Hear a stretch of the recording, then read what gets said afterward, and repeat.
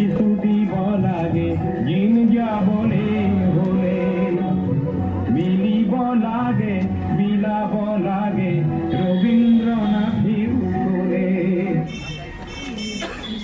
কবিগুরু বিশ্বকবি গুৰুদেৱ নামেৰে প্ৰসিদ্ধ ৰবীন্দ্ৰনাথ ঠাকুৰে বিশ্বৰ সাহিত্যৰ মানচিত্ৰত ভাৰতবৰ্ষক নিজৰ দক্ষতাৰ জৰিয়তে স্থান দিছিল। সাম্ৰাজ্যবাদ বিৰোধী, অস্পৃশ্যতা বিৰোধী, ধৰ্মীয় গোলামী বিৰোধী আছিল ৰবীন্দ্ৰনাথ ঠাকুৰ। তেখেতৰ মতে মানৱতাৰ শিক্ষাই হ'ল মানুহৰ শ্ৰেষ্ঠ শিক্ষা, যি নিজৰ অধীন। এই দাৰ্শনিক কবিজনাই খণ্ডতাৰ পৰা পূৰ্ণতালৈ, অন্ধকাৰৰ পৰা পোহৰলৈ গতি কৰাৰ পথ প্ৰদৰ্শন কৰি থৈ গৈছে। আমার সোনার বাংলা আমি তোমায় ভালোবাসি, আমি তোমায় ভালোবাসি।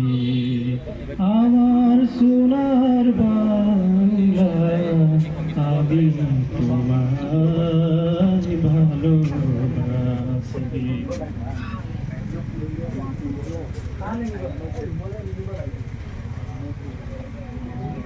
অগ্রওয়াল জ্যোতিয়াতে জ্যোতির প্রভাত গোয়ালে অজিন পাচকি খবর শস্ত্র জ্যোতিরে করিবের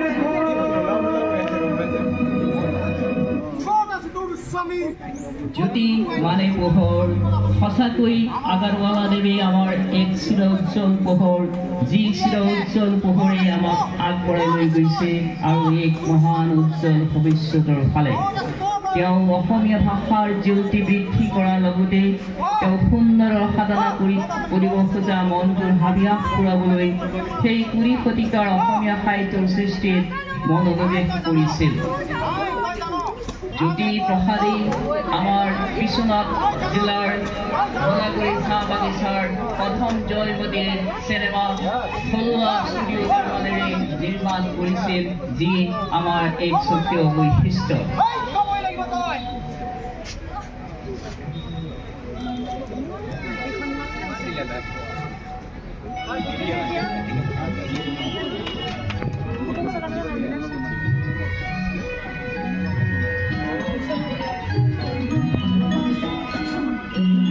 হাজৰিকাদেৱৰ সংগীতৰ কথাই ইয়াই প্ৰমাণ কৰিব বিচাৰে যে নদীৰাজ ব্ৰহ্মপুত্ৰ হৈছে অসমৰ কৃষ্টি সংস্কৃতিৰ মিলনৰ ৰূপৰেখা।